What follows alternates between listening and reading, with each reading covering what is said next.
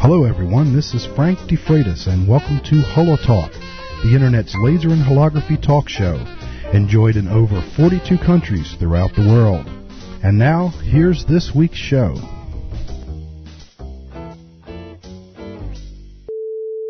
Larry, how are you? It's Frank DeFreitas. Hi, Frank. Good to hear from you. Early morning there for you, huh? Yeah, it is. Just a little before 7 a.m. and just having my morning coffee and trying to get woken up a little bit here. Yeah. I want to thank you first for sending me the email. It's always interesting to see people doing the work. It takes a lot of work to get all that information compiled and placed on the web, so it's good to see that people actually access it and use it. Right. I've made good use of your website, actually. Usually with a show, I have someone start off by telling a little bit of their history in holography. I understand that you've been involved for about 2 years, so relatively speaking, for the time frame of the field itself, you're a relative newcomer, but what got you started with holography? Through some research that I was doing, I'm a software engineer by trade, mm-hmm. and I have an interest in neural networks and artificial intelligence, this kind of stuff. Okay. And I was looking for a way to implement a neural network. Initially, I was just thinking with electronics. Mm-hmm. And did some research and stumbled across a paper that was talking about using holography for doing interconnection of weights in a neural network. Okay. And the paper was relatively understandable for me, so mm-hmm. I decided, well, maybe I could try something like that, and started looking around on the internet and came across your website. Mm-hmm. And you were talking about doing laser pointer-based holography. Okay. And I had just recently got a really cheap laser pointer, so I thought, this might almost be doable. And then I did more research, try to find a kit or something like that, yeah. And came across the Integraph website. Mm-hmm. You may have even had a link to it there, and purchased one of their kits and just started playing around with it. And something that I found with that kit was that the very first one I made, and in talking to other people, they often had the same experience, that the first one, you're able to make it and actually get something usually, just mm-hmm. because you don't really know what you're doing at all. And the instructions in the kit are pretty clear, and if mm-hmm. you just follow exactly what they're saying, then you typically can get something. Then, being an engineer, though, then I thought... Then you start playing around. Yes, exactly. Yeah. Which was not so good in the beginning. The first kit I bought was 32, I think they're 2.5 by 2.5 inch plates. Mm-hmm. And like I say, the first one came out, and then the next 28 did not come out. Wow. Yeah, I was messing around with the vibration aspect of it and just different ways to hold the plate. And when I first started doing it, I had basically just a little 1 foot by 1 foot piece of plywood and glued the laser on a stick, pretty much following illustrations I'd seen around, mm-hmm. and shot my first hologram like that. Stuck the stick in a little cup of sand. That worked, so I figured, okay, now I want to do more, and I need more space and everything. And you start to grow from there, and not realizing all of the details, you do a little trial and error there. Unfortunately, in my case, there was a long trial and error there, but more error than success. But eventually, then I learned to just modify one aspect at a time. Exactly. And the scientific process at work. Yes, and it works if you do that. You can, through process of elimination, you can find problems and move ahead. Start out with as few variables as possible, and then just add one at a time. Yes. Yeah. Sorry. What got you involved with the multiplex? That was quite a jump. Yes, that was, and what did that was I had been shooting some single-beam Denisics, and actually I tried pretty much all of the experiments in Tung Jung's book that he provides mm-hmm. In that Integraph kit, and was having fun with that, and still do have fun with that. Just wanted to try different types of things and realized I want to be able to take output from my computer somehow and get that on a hologram. So again, I turned to your website because I had saw a couple of holograms that you did. I think one was like a grid with a floating triangle. Oh, okay, yeah. And you had mentioned that you had that output with the Linotronic, and I had earlier in my career, I had been doing book publishing, and I knew what a line. Oh, okay, yeah, the old 300s. Yep, exactly. Yeah. So I figured, okay, again, that's something that's within the realm of me actually doing, because some of these research papers are just so theoretical that it's hard to put into perspective what they're talking about and get, the real world, what that really means. Yeah. So that's why I enjoyed reading your articles, because you cross that line and you showed examples, which is very important. As I was starting to get into this, I found that those descriptions just were lacking. For example, just developing, one of the terms they use in there is you put the plate in the bath and then you agitate. Mm-hmm. Didn't really know what agitate meant. So anyway, it helps to get in touch with somebody and actually discuss what they're doing, somebody that has done it, and that's where the Holography Forum has been a big source of information for me. Yes, people readily discuss what they're doing, and there's a whole bunch of people on there doing many things, all the way from making their own film and people just getting on board, and lots of information and lots of people that are willing to talk about it. Yeah.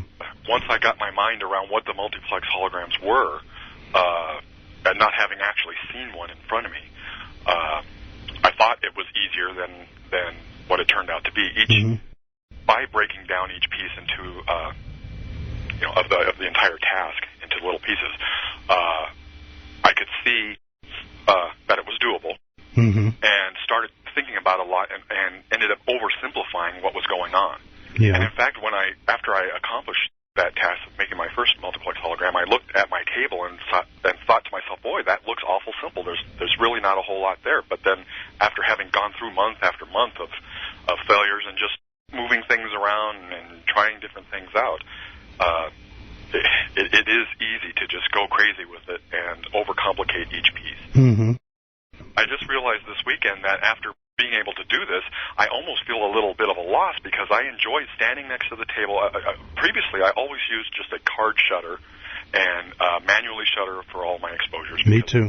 The exposures are within the realm of me being able to do that. Yeah. When I got a more powerful laser, though, my exposure times would drop, and I actually had to end up attenuating the beam because I couldn't get less than a second accurate timing with that.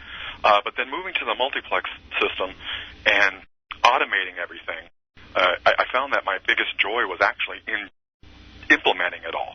When it comes down to it, now I put a plate in my plate holder and basically push a button, say go, and leave the room and come back and end up developing it. And I've kind of taken away from myself all the joy that I had in making it itself. Yeah, exactly. Yeah, it's very similar to, I guess, a cabinet maker or any type of crafts person. The part of the website that I have up there for the little holographic portraits takes into consideration that people like to be very hands-on, and it's very hands-on intensive. It takes a lot of time to do one of those. Yes, it does. And when I initially read that description that you had to try to do that, and was taking that path, that being using an LCD panel, and I was having some issues because I had a very weak laser. I only had a 7 milliwatt unpolarized teeny, and as you know, the panel is polarized. So initially I was just trying to brute force it through the panel and let whatever light was aligned with the crystals come through, and I was just going to take what I got. Yeah. But unfortunately the exposures were just way too long, so it didn't work out for me. So I moved to this DLP projector. I had found an article from some people at MIT about how to utilize an off-the-shelf DLP projector as the image source.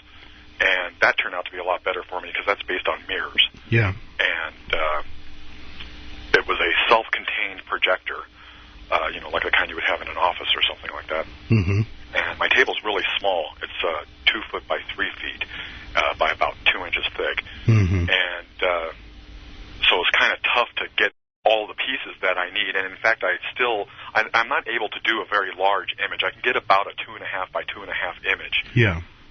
Inch image, but and obviously they're more dramatic the bigger they are. But this gives me a good proving ground because, as I was saying before, I've kind of not so involved right now on modifying my table and getting things happening there because I can get images off of it. Now I'm having to look more at the creative side of it and the image the images themselves. And having something worth looking at. The first couple of things I did actually turned out to be almost what I would have done with solid objects, like things, but like a skull and different things like this. But having access to rendering software that can render these images for me, and utilizing effects kind of like transparency and taking into account the refractive index of glass if you were rendering images like that. I anticipate being able to just do all kinds of things, that basically whatever my mind can imagine. Yeah, you render objects that don't actually exist. Exactly, and things that would be nearly impossible. You could have tubes of light bending out across the image plane and stuff like that. That would be rather tough to do if you were doing it with objects, although there are some artists from the 80s that have done spectacular work that amazes me that they're able to do that basically with mirrors and glass still. Yeah. But I don't do that. I can utilize the computer to do that, and it's very flexible. So it sounds to me like you're approaching this more from an engineering standpoint than it is a creative, well, I guess maybe a marriage of both, really. Yes, and actually that is what it is. I feel motivated on both sides. And as I mentioned before, I feel a little cheated now that I have the thing built mechanically enough to where I can generate the holograms, and having to spend more time on the images themselves. But excuse me, that doesn't mean that I won't tear down the table and go back to shooting some single beam 96 again. Yeah. Do you have any interest in doing people? Yes, actually, and that originally was what I was interested in looking at your website and looking at the portraits. In fact, early on, I wasn't aware of using the multiplex technique for doing people or other objects that you can capture on film, and had purchased one of these military rangefinder ruby pulse lasers, and was going through the process of trying to get there with that. However, I found a couple of stumbling blocks along the way. The ruby, it's hard to find film. That I think it's 694 nanometer wavelength, and film is not so sensitive there. I think some of the color film out there might be sensitive to that wavelength. But then also, this thing only has a 1 pulse per second rep rate, and so you don't really see that. There's no beam to see, and so I started becoming concerned about the safety aspect of it, and how do I align this thing? I would have to do a split beam to do people, and all of those. It just looked like too big of a task. So at this stage of the game, anyway. Yeah. I know there are people out there doing it, professionals. I don't know how many people are not. I came across somebody at a university, I think in Washington, that's doing interferometry with a ruby pulse laser, and he's using PFG-01 from Slavich, and he's able to do his work with that, but he has a lot of power that he's dumping on the plate. So. Yeah, and he's not expecting display holography results from those experiments either. That's right. Yeah. So have you thought about doing film at all, or would you rather just keep everything electronic? I have thought about doing film, and in fact probably will, and the reason is that the contrast from this DLP projector, it doesn't seem so great. The difference between black and white, the black is not so black. I see. But it's discernible, and I'm sure that if I did some tweaking to the image before I projected it to enhance the contrast. Yes, exactly. That would go a long way. I don't have a lot of experience, though, shooting, like you project the image from the projector onto a diffuse screen of some sort, ground glass or something. Yes. And I don't have a lot of experience doing that, so when I look at the glass, to me it looks like it's just glowing ridiculous. After making the holograms, I see that it doesn't affect it that much. I get more of the image than this glow that I see around it. And I'm sure that is true whether or not you're using film or a DLP projector, but I know with film you can get extremely crisp images. Again, when I was first starting out, I was looking at your website, and you had one particular little apparatus there. Sorry, I'm going from memory, but it's okay. several months I'll have to go from memory, too, because I haven't been on there in a while either. You had some kind of a cage thing. I think that's the term you used, a cage. Okay. But basically, it was a frame of some sort that you slid in a plate and a piece of a film holder and a piece of diffuse glass. Actually, I think that was set up to do holographic logos, corporate logos, and things of that nature. Exactly. Yeah. So I made a mini version of that out of a picture frame that was about 5 by 7 inches, and it had multiple slots in it, so you could put multiple panes. It was made for simulating like a 3D effect with photos. And so I used one of those slots for the diffuse glass, and one for holding the hologram, and one for holding film holder with a piece of film that I had placed in there. Yeah. And then you had two mirrors off to the sides, one at Brewster's angle and one directing the light directly in. And I did this on that little 1 foot by 1 foot board that I had, just glued everything down onto that board. Yeah. And then with a diode, I was using the diode that came with the Intergraph kit, and just took the lens off and expanded the beam so that the single beam in your setup was creating object beam and reference beam. Yeah. And that was the first time, and then got a beautiful hologram from that film. Great. Extremely crisp. There were many fine lines on this particular piece of film, and everything came out really fantastic. Clear. I'm happy to hear that. I really am happy to hear that.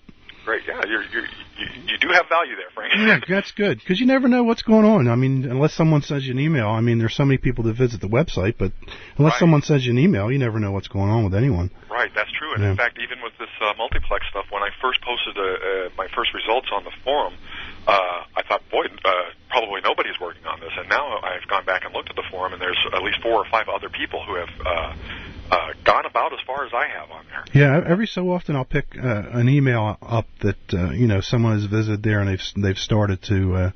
But there's a number of different documents. I mean, this goes back a long time. This multiplex holography. Yeah. So there's a number of different documents out there.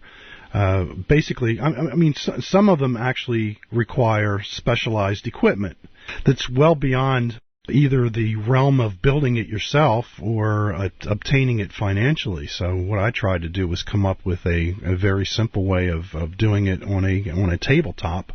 The whole part of the way that I have the table geometry set up is so that the slits aren't parallel with the person looking at the hologram. Right. Basically, what the slits wind up doing is when you're walking past the hologram and you look at the hologram, the slits are actually about 9 or 10 inches out in front of the plate. But not only that, you're not looking directly through them. They're at a 45-degree angle. Right. So the bottom part of the slits would be about 9 or 10 inches out from the plate, and then the slits themselves travel at a 45-degree angle and continue to go further out. And the further out you get, the more any type of irregularity that would be in the hologram would become blurred, and you wouldn't notice it. Right. Now, on my table, I have such a limited space. I can only the diffuse screen is only actually 5 inches away from the slate. Yeah, that's not too bad either, though. No, that is a doable thing. Yeah. And I have not shot an H1 yet on this table that is bright enough to make an H2 so I can view it in white light. Yeah, I saw your email on that. You said one time you did a single shot that was bright. Right. And then you did a multiplex that was not bright. Now, let me ask you this. Were you using the DLP for both of those shots? Yes, I was. And in fact, that was an error in my stepper motor circuit. I just stumbled across this, happened to have my hand setting on the table while I was telling the system to go through a run-through so I could watch what was going on and try to figure out what was going on. And in fact, every time my shutter opened, my shutter is it's homemade and it's based on a rotary solenoid. Okay. With like a little airplane propeller type thing for the shutter itself. And every time it would activate, there was like a large current spike or a voltage spike that got onto my board that is driving the stepper motor, which told it to take a step, one tiny little step, right when the shutter opened, unfortunately. So that is what I've traced it to being, and it happened for every slit. I see. And that'll do it. Yeah, that will do it. And I'm sure I have some other issues with vibration on my table because since I fixed that problem, I've shot a couple of more holograms since then, and each slit is not exactly or even necessarily close to the same density and exposure. Mostly noticeable after it's been bleached. I can see the light coming through it, that there's some that are better looking than others. What else did I want to talk about? I've noticed that many times to some degree, not an extreme degree, by doing them by hand. But I'm curious as to what would be the culprit there if everything's automated. I'm still thinking that there's a possibility that the slit itself is moving a little bit. Now, when you put the slit up to the plate, is it physically contacting the plate? Yes, I have the slits on fairly thin construction board. Okay, I put that by hand into the plate holder as one unit. The plate holder contains the slit and the plate, slit. Just like a yes. pallet. Yeah. I see. So I have my slit. It's mounted. It's controlled with a stepper motor. How far away from your plate is the slit? I tried to get it either right on top or within a millimeter or so. Okay, that's pretty darn close. Yeah, I've tried. I tried to keep it both on and off. If you keep it too far away from the plate, then it starts to cast a shadow. Mm-hmm. Your slits should actually be running horizontal to the surface of the table, right? Yes. So if you're coming in at an angle, I'm assuming you're not using an overhead reference beam, correct? That's right. So if you're coming in at an angle, the only shadow that you would cast would be the top part of the slit. Uh-huh. The longer parallel edges of the slit would not cast shadows. Right. Yeah. Now, one thing I've learned recently is that you can, now in my case, I'm moving the slit, so the plate is in the plate holder fixed. Mm-hmm. The slit moves from top to bottom if Okay. you're looking at my table, only because there's some, I forget the term they use, but it's kind of sloppy. The mechanical movement with the motor and this little slide that I'm using to move the stage is a little sloppy, so I'm utilizing gravity there. Absolutely, yeah. Tugging down on the thing. And yes.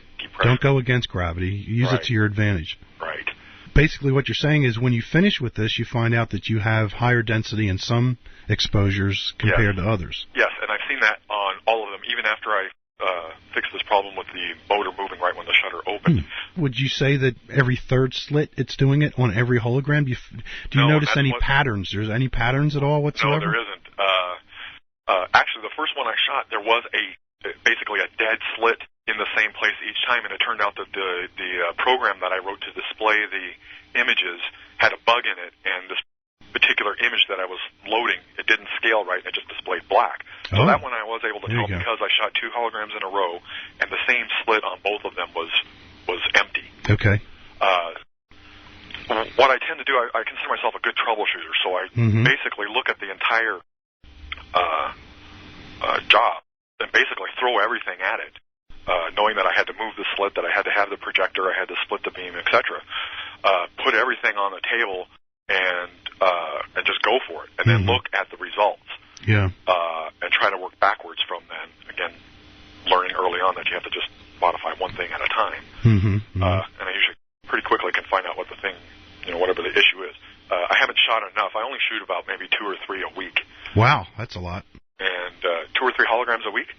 I think it would be with something. Well, of course, yours is an automated. How long does it take for the automation to go through its entire process? It depends on how much settle time usually. Lately, because I've been seeing these variations in density, I've been having like 3 minutes of settle time. So I expose for about 15 seconds and then settle for 3 minutes. And then I'm shooting between 25 and 30 exposures. So it could take a couple hours. And I was just thinking the other night, in fact, I may add a feature to my software that I can just program in a specific actual time and just tell it like at 2 o'clock in the morning start running. Up until now, I put the plate in and tell it go, and then I leave the room. When does your stepper motor kick in? Right as the other exposure is completed, or right before the exposure begins? At the end of the exposure. So at the end of so it's already in place and is settling. It has settled for that good period of time. Yeah. Yeah, that's good. And although I may not, there's delays you have to put in coding it in the software. You have to emulate in a way how you would do it manually. That's the approach that I've been taking. And so I may not have a long enough delay from the time I close the shutter till the time I start moving. I know the light just has to be gone, and no light hitting the plate. Then it's safe to move. But I could put even a second or two. It doesn't really matter if you have that kind of timing going on in it. Well, that's an incredible little machine that you've put together. Thank you. That would cost several $100,000, I think, if you wanted to purchase something like that. That part has been amazing to me is that I looked around. I've seen systems that go from like $20,000 to $200,000. Yeah. And I am less than $1,000 on this table.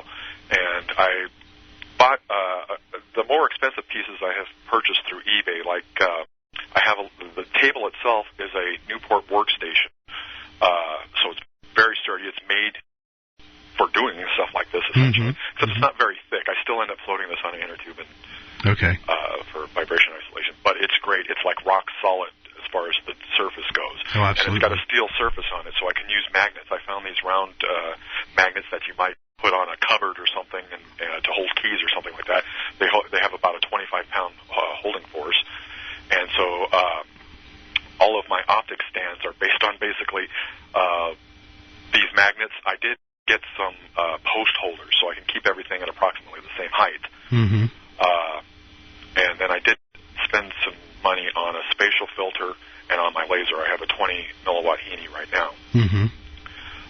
But That's everything nice. pretty much I just tried to make by hand and bought the components off of eBay. The stepper motor came with a lead screw on it, and that was about $35 off of eBay. Mm-hmm. The projector itself I only paid $50 for. No kidding. And that right when I got it, they were used ones without a bulb were going for about $50 on eBay. Now they're going for about $150 because people realize they can use them for home theaters. Oh. And they are wonderful for that. In fact, I felt a little bad about tearing this one apart because I was shining a laser, or not a laser, a light, just a white light source through it.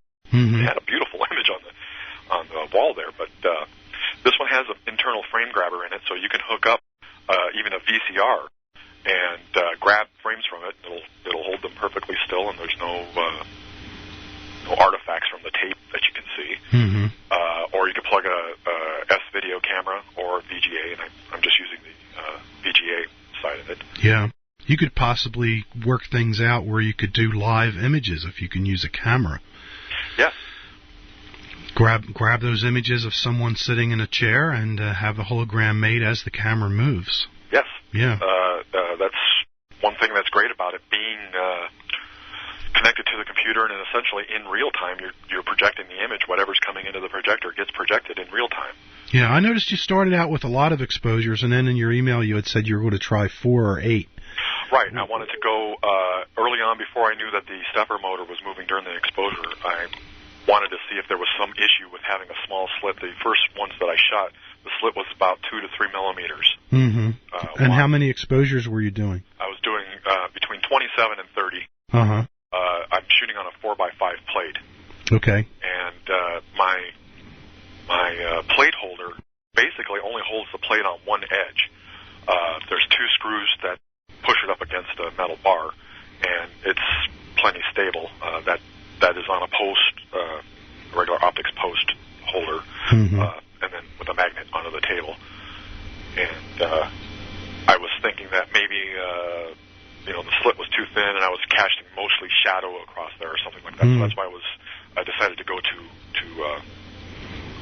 fewer frames. Fewer, yeah. And in fact, I had shot one with it ended up being 7 frames because I didn't calculate and take into effect that the plate holder is masking some of the plate there while it's holding it. Mm-hmm. So I ended up with 7. But there still is parallax there. I want to see what they look like in white light, though. Yeah. In the room that I shoot this in, it's a really small little washroom. And so when I project the real image, or I'm looking at the virtual image of one of the multiplexes that I just shot, I have to kind of crane my neck and stick my head in between a small space. Mm-hmm. And then on top of that, I'm looking at it laser illuminated, and my eye's not so sensitive at that wavelength. I'd much rather look at it green or something. If they're done properly, they are very impressive as laser transmission holograms. Yes, the ones that when I look into it, the parallax that I see there is incredible. The fact that you don't have to cross your eyes, and I mean when there's more than 8, like the first ones that I shot were 27 frames there. You can go from side to side, and you would swear that there's a 3D object there. Absolutely. I'm really happy that I went through the entire process and actually got to see the thing right in front of my eyes to realize how good it actually is. There's lots of drawings and things in these papers that are out there on the web, but to actually see it is amazing. Now, wait till you see it. I don't know if you'll ever do one of these or not, but wait until you see somebody that you know. Right, that's what I was thinking. And I'll tell you what, the hair will stand up on your arms and your neck when you look through it. I've seen people get that reaction when I show them this little face that I've done, and then I tell them, just imagine if that was your face in there, and they give me the strangest look. They get what I'm saying there, that it's a very strange sensation. And I agree with some statements you made on your website there about a motive for people that may want to have these things. Yeah. Is seeing somebody that you know, or that's my boat, that's my house, things that you know and recognize, seeing them in 3D like that right there in your hand is just powerful. Basically, it's the technique that you really have to get down, and everything else pretty much falls into place. You sent me a link to a web page that was on the Holography forum, and I went there and I took a look and saw a few of your photos, and this is great. This guy's really doing this with his own homemade equipment. Yes, and my poor daughter, when I started, she was 14, now she's 16, and all she's heard from me is interference and diffraction and all these crazy terms and look, quick, come over here and look at this. She's had to put up with it for a while, but and in fact she's made a couple herself, but I don't know, she just doesn't have a spark in her that says, oh, I want to do that. It's very satisfying to me, and it's just a bunch of gobbledygook to her right now. Yeah. Well, it's that age. Is she looking forward to a career in science and technology? I don't know. She is artistic. Okay. And in fact, she likes working with Photoshop. So I told her, we can work together, and you can do some artistic things in Photoshop, and I can incorporate them into the holography that I'm doing. So that's a way to get her into it, even though she's not interested in the technical aspect. Definitely the artistic aspect is there. Technology and creativity, artistic talents, all rolled into one. What are your plans for the future now with all this? I'm going to continue to work with the table and try to get things more solid. One of the directions I want to go is to try a full parallax hologram, which will essentially be an array. Instead of having vertical slits, you have an array of rectangles in essence. That's interesting. So that's one thing that I was thinking about trying. I also still have an interest in the other scientific neural network stuff, but again, that's going to be something way down the road. But at least I will have a platform to learn more about light and what the limits are. Like I said, you read some of these papers, and they're just hugely complex, and then you realize all you need is a piece of glass and a laser to do something. Yeah. So now I know, I need to still find out what the limits are and what I can afford in my budget, what I can't afford, and just kind of keep moving towards understanding. The whole thing is I treat it just as a learning experience, and just keep learning. Yeah. All right, Larry, is there anything you want to add that we didn't cover? No, I don't think so. I'm pretty much covered. I appreciate you having me on. You'll keep in touch and let me know how your experiments continue to go, too. Absolutely, and I'll be posting more on the forum as I get a little bit better. I want to have cleaner-looking images, and I do want to mention, if you don't mind me dropping a couple names, some people have helped me, and I just mentioned Dinesh, also yourself. Many of your documents on that website have been a great value. I print them out, and then I've read them over and over again, so I want to thank you for that. Okay. Also, Steve McGrew has been a big help to me. Okay. He's been willing to give me little hints and just talk it over. And also Jason Sapan in New York. He does that as a living. He actually is using film, and he had some valuable insights as well. So I try to make use of the talent that's out there. And there are some people who are willing to talk to you, and some people who would rather not. And I understand that because that's their business. And, you don't want to compete or be seen as a competitor unless you are a competitor, and you have to be honest about what you're doing. Yeah.